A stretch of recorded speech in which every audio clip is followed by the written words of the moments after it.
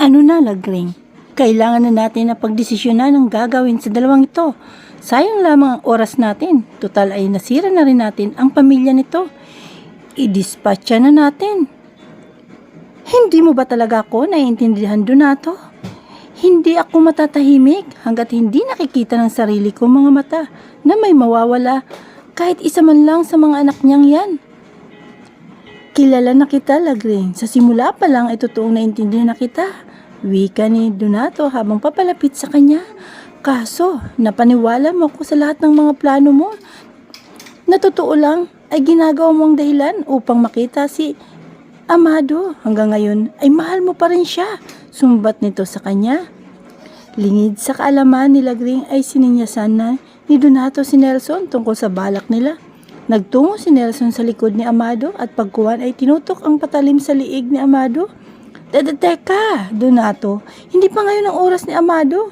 Huwag mo naman madaliin. Halos magpiyok ang boses niya. Hindi siya pwedeng mamatay pa sa ngayon. Kailangan ko pa siya. Hindi mo ba nakikita? Nagsisimula pa lamang ang palabas. Kailangan at saan, Lagring? Nauumay na kasi ako sa palabas. Ayaw ko nang tapusin. Nakalapit na si Donato sa likod niya at hinalikan ang liig niya. Nakita niya ang labis na pagpapumiglas na iyon ni Amado, ngunit sa huli ay wala rin itong nagawa. Pagkuhan ay may binunot si Donato sa bulsa at ibinigay kay Lagring. Kunin mo, Lagring. Hindi na ako makapaghintay. Gusto ko nang mawala si Amado ngayon. Ngayon din mismo. Papipiliin kita. Babarilin mo siya o gigilitan siya ni Nelson. Nginig na hinarap niya ito. Kasabay ng pagbaling niya ng tingin kay Amado na kasalukuyan na tinututukan ni Nelson ng patalim ang liig nito. Hindi ba't sinabi ko na sa iyo na hindi pa sapat ang nakita kong paghihirap ng pamilya ni Amado? Bakit ka ba nagmamadali, ha? Mas alam mo pa o mas may alam ka pa sa akin? Mas marunong ka pa sa akin. Hindi ka ba makaintindi, Donato? Nagpanting ang tenga ni Donato sa narinig at paninigaw ni Lagring. At pamamahiya nito sa kanya sa harapan pa ng karibal niya, kaya naman sinampal niya ito ng malakas. Nasapo ni Lagring ang bahagi ng mukha na nasampal ni Donato. Donato, anong ibig sabihin ng lahat ng ito? Nanginginig sa takot na tanong niya kay Donato. Tinatanong mo pa? Manhid ka nga talaga, no? Muling dumapo ang isang palad nito sa kabilang pisngi niya at ramdam niya ang tila pagmamanhid nito dahil sa lakas ng sampal. Walang hiya ka, Donato. Anong ginagawa mo? Sinugod niya ito ng tuluyan. Matapos kitang kupkupin at pagkatiwalaan, ay ito pa ang gaganti mo sa akin. Sumbat ni Lagring kay Donato. Kasalanan mo kung bakit humantong sa ganito ang lahat, Lagring. Hindi mo ba makita ang pagmamahal ko sa iyo? Ginawa ko ang lahat para mapansin mo. Ikaw lang ang bukod tanging babaeng minahal ko, pero sinayang mo ang lahat. Hindi ko sinayang. At hindi ko sinabing sayangin mo ang buhay mo sa akin. Singhal niya rito. Kahit kailan na hindi kita binigyan ng dahilan para ibigay ang buhay mo sa akin. Hindi kita pinaasa, Donato. Pero binigay ko, Lagring, at hindi mo pinahalagahan. Ngayon, mamili ka. Babarilin mo si Amado o gigilitan namin ang liig. Ang hambog na yan. Samantala, padating na sina Basti sa isang abandonadong gusali, ay kasulukuyan na rin naman naroon ang ilang pulis sa lugar. Search the area, men. Utos ni Teniente Ramos sa mga tauhan. Pagkuhan ay mabilis na nagsikalat ang mga ito sa paligid. Pagkatapos na makausap ni Ayan si Teniente ay lumapit na itong muli sa kanila. Dito na lang kayo muna, Basti. Hayaan yung kami na lang munang humanap sa papa mo sa loob. Wika sa kanya ni Ayan. Mapanganib kung sasama pa kayo sa amin. Dito na lamang kayo sa baba. Diyan yata kita hindi masusunod, Ayan. Nasa panganib si papa. Hindi ako papayag na manatili lamang na narito. Hindi kami mapapakali. Tugon niya habang nakatingala sa may kataasan na abandonadong building. Pagkuhan ay ibinaling ang paningin kay Ayan. Mataman siyang tiningnan ni Ayan. Nang makita nito sa mukha niya ang determinasyon sa sinabi, ay sumang-ayon na lamang ito sa gusto niya. Sige, pero gusto ko ay nasa likod ka o lamang namin kayo. Hindi kayo pwedeng manguna sa amin. Tumango siya rito. Ilang sandali pa ay kasalukuyan na silang patungo sa loob ng building. Sa laki ng building ay hindi nila agad nakita ang kwarto kung saan nakatago si Don Amado. Patuloy lamang sila sa pagsunod kay Ayan nang marinig ni Baste ang isang ingay mula sa basement. Ayan, may narinig akong sigawan doon na mula sa ibaba. Mahinang sambit niya. Sige na, sa basement tayo. Biglang napahinto si Ayan at sininyasan sila na positive at sinabi sa kanila na may bantay sa isang pinto. Kasalukuyan itong abala sa paggamit ng cellphone. Agad silang nagtungo sa isang gilid. Dylan, sabihan mo ang mga pulis na nakita na natin ang hideout nila. Utos ni Ayan na mabilis naman na sinunod ni Dylan.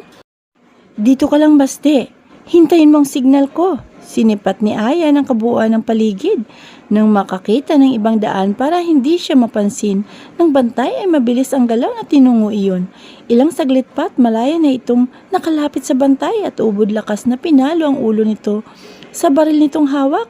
Nang kasalukuyan na pinupusasa na ni Aya ng isang bantay sa labas ay lakas ang loob na pinasok ni Basti ang loob ng silid. Ngunit pagpasok niya ay agad na may tumutok na baril sa kanya. Huwag kang kikilos ng masama. Baka bigla kang makalabit ng gatilyo ng baril ko. Sabog ang ulo mo. Wika ni Nelson kay Baste. Ilang saglit ang nakakaraampay. Kanina ay narinig nila Donato mula sa loob ang kaluskos mula sa labas. Kaya naman sininyasan niya si Nelson na silipin ang nangyari sa labas habang siya itinakip ang palad sa bibig ni Lagring upang hindi ito makalikha ng ingay. Tamang ang hinala nila. Kaya naman mabilis niyang pinapwesto si Nelson sa likod ng pintuan. Totoong nasurpresa siya sa pagdating ni Baste. Otomatikong natuwa siya dahil at least ay kumpleto na ang pamilya ni Amado.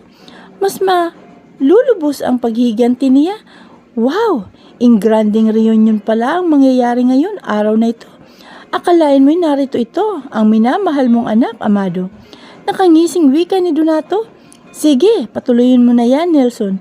Itali mo na at itabi rito para naman sa huling hininga nila ay buwang pamilya nila. Wika ni Donato habang humahalakhak. Akmang hinahawakan ni Nelson si Baste nang biglang umikot at ibinigay ni Baste ang lakas upang mahagip niya ang kamay ni Nelson na may hawak ng baril. Ibinigay niya ang buong lakas upang maagaw ang baril mula rito at agad na itinutok sa lalaki ang baril. Biglang pinagpawisan si Nelson dahil sa nangyari.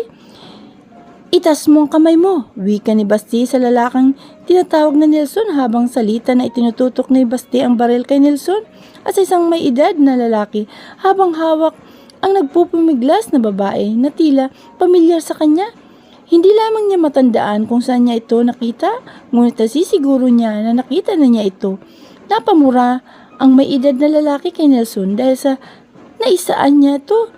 Siya naman ay pasimpleng umatras upang buksan ang pintuan na sinara ni Nelson. Agad na nakapasok si Ayan na kanina pa kinakalikot ang siradura ng pintuan. Medyo nakaramdam naman ang pagkataranta si Donato nang makita si Ayan na pumasok kasunod ang ilan pang uniformadong pulis. Hindi niya inasahan ang mga nangyayari. Mabilis na napusasan si Nelson at inilabas na ng silid na iyon. Kasalukuyang nasa kanya nakatutok ang baril ng lahat. Huwag kayong lalapit, sigaw ni Donato. Kung hindi, siguradong pasasabugin ko ang bungo ng babaeng ito. Banta pa niya. Ang ibang pulis ay pinuntahan si Aling Miling upang kalagan ito. Agad naman na nilapitan ni Basti ang kanyang papa. Papa, sambit niya. Nang maalis niya ang busal sa bibig ni Amado, ay agad na nagsalita ito. Habang patuloy niyang kinakalagan ito. Donato, itigil mo na ang lahat ng ito. Sumuko ka na. Ano ako, tanga?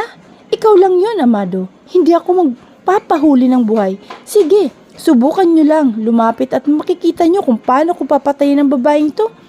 Nang makakuha naman ng lakas si Lagring ay ubod lakas niyang kinagat ang kamay ni Donato. Dahilan para mabitawan siya nito kaya agad niyang tinakbo ang kanyang anak na si Basti. Ngunit hindi na siya nakalapit pa dahil mabilis na pinaputukan siya ni Donato. Ngunit nadaplisan lamang siya ni Donato sa kamay dahil Agad itong napaputokan ni Teniente Ramos. Nagpumilit na itong tumayo at tangkang muling magpapaputok, kaya't naman pinaputokan siyang muli ni Ayan. Si Lagring naman ay agad na pinuntahan ni Amado. "Patawarin mo ako, Amado. Nagkamali ako." Lumuluhang wika ni Lagring sa kanya. Hinaplos nito ang mukha ni Amado. "Wala kang kasalanan, Lagring. Biktima ka lang ni Donato. Tayo." Lumuluha rin ang wika ni Amado sa kanya. "Buhay pa lang anak natin, Amado. Kung alam ko lang." Puno ng pagsisisi sa tinig nito. "Alam mo na?" "Oo, kanina lamang narinig ko mula sa labas ang mga sinabi ni Donato." "Papa, kailangan na po natin siyang madala sa ospital," wika ni Basti sa kanyang papa habang nakahawak sa balikat niya. "Oo, kailangan na natin madala ang mama mo sa ospital, Basti." Maang na napatingin si Sebastian kay Amado. Mabilis naman na naidala sa ospital si Lagring. Sa awa lamang ng Diyos ay daplis lamang sa braso ang tinamo nito. Kaya naman hindi na masyadong pang nag-alala si Amado na kasalukuyan na rin na ginagamot ang mga pasa na dulot ng pambubugbog ni Donato. Si Aling Miling ay maayos ng lagay dahil hindi naman ito nasaktan. Mas ginusto nito na magpauwi muna sa mansyon at doon na lamang magpahinga. Si Donato naman ay hindi na umabot ng pagamutan dahil namatay na ito sa daan pa lamang. Nang maayos-ayos na si Amado ay kinausap na nito kagad ang anak. Dahil sa pag-alala sa kalagayan nito at ni Celestine. "Nasaan pala si Celestine, Sebastian?" tanong niya.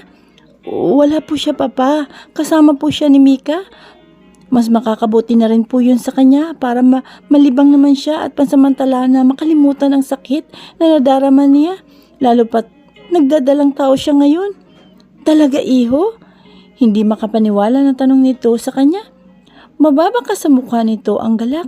"Opo, Papa. Magdadalawang buwan na rin siyang buntis.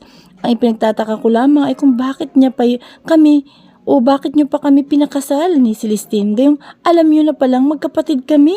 Paano na lamang magiging lagay ng anak namin ngayon?" "Hindi kayo magkapatid ni Celestine, Sebastian." "Ho, tama ang narinig mo, iho. Hindi ko tunay na anak si Celestine. Inampon ko lamang siya sa isang babae na naging kaibigan ko sa isang club. Sa paghahanap ko sa mama mo ay nakilala ko si Anasandria. Naawa ko sa kanya nang sabihin niya sa akin na iniwan ito ng ama ng dinadala nito. Kaya inuwi ko siya sa mansyon upang maalagaan ko. Isang bagay na hindi ko kailanman nagawa sa mama mo. Naisip ko na sa pamamagitan ng pagtulong ko sa ina ni Celestine ay mababawasan ng kahit kaunti ang nararamdaman kong guilt, bunga ng pagpapabaya ko sa iyong mama." Isang linggo pagkatapos na maisilang si Celestine ay iniwanan na siya sa akin ng tuluyan ni Anasandria na nanay ni Celestine. Nag-iwan ito ng sulat na nakikiusap na mahalin at ituring kong tunay na anak ang sanggol. Sinabi nito na hindi pa raw ito handa para maging ina. Sa huli ay totoong minahal ko bilang tunay na anak si Celestine. Kahit papano ay naibsan ang pangungulila ko sa inyo ng mama mo sa pagdating ni Celestine sa buhay ko. Pero ganun pa man ay hindi yun ang naging dahilan para sukuan ko ang paghahanap sa iyo, iho. Patawarin niyo ako, anak. Hindi ako naglakas loob na sabihin sa inyong lahat. Yun ang tanging paraan ko upang maprotektahan ka." "Ano pong ibig niyong sabihin, Papa?" "Nung una pa lamang kitang nakita sa restoran na yun ay may kutob na akong ikaw si Marco na anak kong matagal ko nang hinahanap. Hindi maitatanggi ang pagiging magkamukha natin. Kung hindi mo napupuna nang makita kita noon, ay nakita ko ang eksaktong mukha ko sa iyo nung kabataan ko. Idagdag pa na siguro ay ramdam ko ang tinatawag na lukso ng dugo sa iyo, iho. Kaya nga hindi ako nag-atubili ni katiting na kupkupin ka. Matapos kong malaman mula sa iyo ang pinanggalingan mo at mga magulang mo ay agad na kitang pinaimbestigahan. Nalaman ko na lamang ikaw na nga si Marco, ang anak mong nawawala." "Papa, kung gano'n ay bakit hindi niyo po sinabi man lamang sa akin ang lahat?" Maniwala ka, iho. Yun ay matagal ko nang gustong gawin. Ang malaman mo na ako ang ama mo. Nang sa gayon ay matatawag na kitang anak ko. Pero tulad nga ng nauna kong sinabi na sa sandaling malaman mo ang katotohanan, ay manganganib ang buhay mo. Hindi ko po kayo maintindihan, Papa. Nagsimula nang magkwento si Amado mula umpisa hanggang sa dulo, hanggang sa dahilan kung bakit na-hostage ito. Hindi alam ni Sebastian kung ano ang sasabihin matapos marinig ang lahat ng pangyayari ng nakaraan kay Don Amado. Sa isang banda ay nakahinga na siya ng maluwag. Kasabay niyon ay iba yung sayang nadarama niya dahil na kung sakali na tama nga hinala niya na siya ang ama na dinadala ni Celestine, ay talagang siya nang masasabi niyang isa sa pinakamaligayang tao sa mundo. Nasasabik na siyang muling makita si Celestine. Naputol ang pag-iisip niya nang kumatok ang isang nurse. Mr. Salvador, nais daw po kayo makausap ni Ginang Gambia. Kung maaari raw po, ikakatuwa raw po niya kung kasama niyong magtutungo ang anak niyo. Ang anak niyo po na si Sebastian. Umaliwalas ang mukha ni Amado nang marinig ang tinura ng nurse. Kaya walang pag-alinlangan na nagpaunlak siya at sinabi na pupunta na sila. Anak, nais na tayong makausap ng mama mo. Sige po, Papa. Tayo na po. Inalalayan na niya ang kanyang papa at nagtungo na sila sa silid ng kanyang ina. Anak ko, lumuluhan na wika ni Lagring nang nasa tabi na sila nito. Hinawakan nito ang kanyang mukha gamit ang isang braso. Ang akala ko ay hindi na ako masasaya pa habang nabubuhay ako dahil buong akala ko ay nawala ka na sa akin, Marco. Patawarin mo ako, anak, sa lahat ng nagawa ko at naging pagkukulang ko sa iyo. Patuloy ang pag-agos ng luha sa mga mata ni Lagring habang hindi inaalis ang paningin sa anak at ang palad sa mukha nito. Mama, hinawakan ng dalawang kamay ni Sebastian ang palad ni Lagring. Hindi na rin napigilan ni Sebastian ang mapaluha. Pagkuha na hinalikan nito ang palad ng ina. Wala po kayong dapat ihingi ng tawad, Mama. Biktima lamang po tayong lahat ni Donato. Anak, kahit hirap ay pilit na inabot ni Lagring si Sebastian upang yakapin. Sabik na sabik siya na yakapin ito. Napakasaya ko, anak. Tulad niya ay mahigpit din ang naging pagyakap sa kanya ni Sebastian. Labis ang kasiyahan na nadarama ng bawat isa sa kanila nang sandaling nayakap nila ang isa't isa. Maging si Amado ay lumapit na rin sa kanyang mag-ina at yumakap sa mga ito. Matapos na makapag-usap sila ng matagal ay ipinasya na muna niyang magpaalam sa mga ito. Sinabihan niya mga ito na susunduin lamang si Celestine. Labis ang kasiyahan ni Lagring na malaman ito na magkakapo na ito sa kanila ni Celestine. Malakas naman kasi ang pakiramdam niya na siya ang ama ng dinadala ni Celestine. Ramdam niya yun bilang isang ama. Sa kasulukuyan nga ay nasa daan na siya papunta sa Cavite. Hindi niya maramdam ang pagod kahit natutuong maraming nangyari sa buong araw niya. 3:00 na nga ng madaling araw at hindi niya yun namalayan. Tinawagan niya si Mika upang malaman ang eksaktong address ng mga ito. Sa una ay may pag-alinlangan pa ito na sabihin sa kanya ang kinaroonan ng mga ito. Kaya naman napilitan na siyang sabihin dito ang mga nalaman. Lubos ang kasiyahan nito nang marinig ang lahat ng sinabi niya. Kaya naman sinabi na nito ang address. Nakakatuwa ito dahil minadali pa nito siya bandang huli. Ngayon nga ay papasok na siya sa Villa Asuncion. Sa beranda pa lamang ay naghihintay na ito sa kanya habang makikita sa mukha nito ang excitement na nadarama. Nasaan siya, Mika? Nasa loob siya natutulog. Masayang wika nito sa kanya. Mari ba akong pumasok? Oo naman, bilisan mo. Tagal mong dumating. Naiinip na nga ako kanina pa. Akala ko'y naligaw ka na. Hindi naman mangyayari yun, Mika. O siya, bukas na tayo magkulitan. Pasok na. Hindi na siya nito hinantay na sumagot. Mabilis na ito nakaalis at pumasok sa isa pang cottage. Agad naman na siyang pumasok sa loob. Dinatnan niyang nahihimbing na natutulog si Celestine. Nakasuot lamang ito ng nighties na kulay pula. Hindi niya napigilan ang sarili na haplusin ang mukha nito. 2 araw lamang yata niyang hindi ito manakita pero mas lalo itong gumanda sa paningin niya. Matapos na mapagmasdan ang mukha nito, ay pinasyam na muna niyang maligo. Nang matapos ay tinabihan na niya si Celestine. Hindi na niya namalaya na nakatulog siya. Hindi malaman ni Celestine kung bakit ramdam niyang tila may mabigat na bagay na nakapatong sa kanyang bewang at hita. Kahit na ayaw pa sana niyang magmulat ng mata, ay napilitan siyang magmulat. At napakurap-kurap siya nang mamukha niya si Sebastian ito. Kinurot niya pang sarili dahil hindi niya mapaniwalaan na nasa kwarto niya ito at kasamang natutulog. Napangiti siya at tangkang haplusin sana ang mukha nito nang matigilan siya. Otomatiko niya itong itinulak ng mahimasmasan. Ano ba? Reklamo nito na hindi nagmumulat ng mata. Sebastian, gumising ka nga riyan.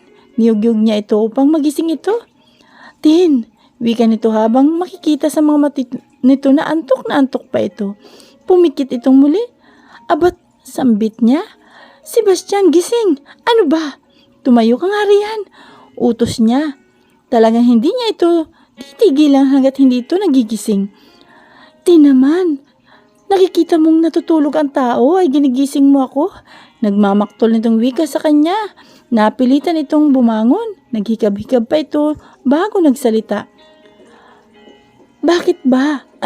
Bakit ba? Ano ba kasing ginagawa mo rito? Ano ba sa tingin mo? Hindi ba natutulog ako kasama ka? Huwag mo nga akong pilosopuhin. Wala ako sa mood para patulan ka. Lumabas ka nga rito. Iritableng wika nito sa kanya. Ito naman ang sungit. Halika nga rito.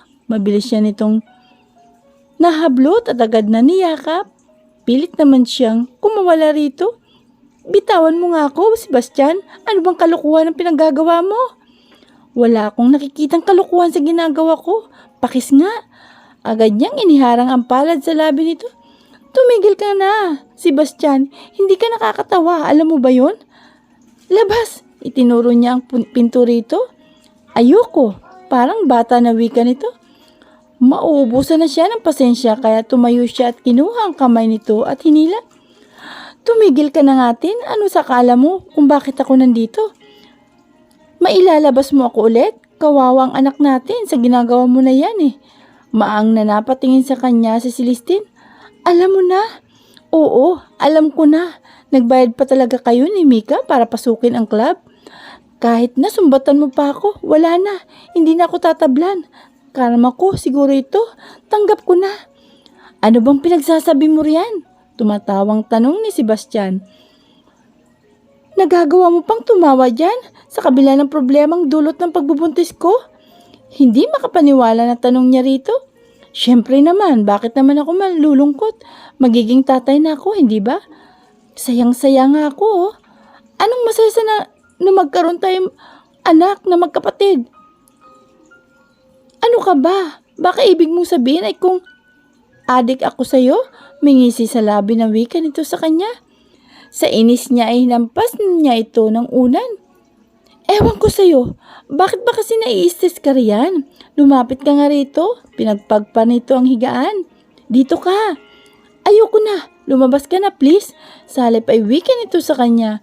Okay fine, hindi tayo magkapatid. Diretsong wika ni Sebastian kay Celestine. Labis ang kunot na noo ni Celestine habang nakahalukip-kip na nakatingin sa kanya. Hindi man lamang ito nagsalita. Tamang narinig mo, hindi tayo magkaano-ano kaya pwede tayo sa isa't isa. Pinaglalaruan mo ba ako, Baste? Sa tingin mo, gagawin kong laro ang ganitong usapan? Malay ko ba? Paismid na sagot niya rito.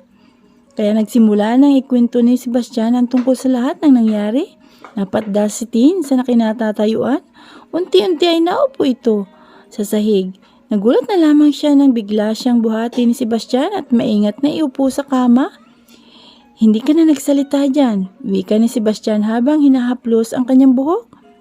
Nag-angat si Tin ng paningin. Minsan pa ay tiningnan niya si Sebastian sa mga mata. Sigurado ka ba talaga na hindi ako anak ni Papa? Tumango ito. Kung ganun pala, ay makapal ang mukha ko dahil inalipusta kita. Wala naman pala akong karapatan. Ako palang tunay na Inilagay ni Sebastian ang hintuturo sa labi ni Tin. Tama na Tin, kalimutan na natin ang lahat. Buti nga naging anak ka ni Papa eh. Bakit naman? Kung hindi ka niya naging anak, kawawa naman ako. Wala na akong mamahalin. At ang pinakamalaga sa lahat, hinaplos nito ang kanyang tiyan. Wala akong junior. Nakangiti na wika pa nito. Mahal mo ako kahit nalalaman mo ang ginawa ko. Pinipigilan niya mapangiti dahil sa kilig na nadarama. Oo naman, walang alinlangan na tugon nito sa kanya. Alam mo bang dahilan kung bakit ko ginawa ang pagpasok sa club? Hindi na mahalaga sa akin ang ginawa mo. Kalimutan na natin. Niyakap siya nito at hinalikan sa noo. Pero mahalaga sa akin, Sebastian. Tiningnan siya ng mataman nito. Sige, kung nais mo. Ano bang dahilan mo kasi? Nagsimula siyang magkwento. Wala kang komento? Violent reaction. Nahihiwaga na tanong niya rito. Wala. Manhid ka ba? Oo, mahal na kasi kita eh.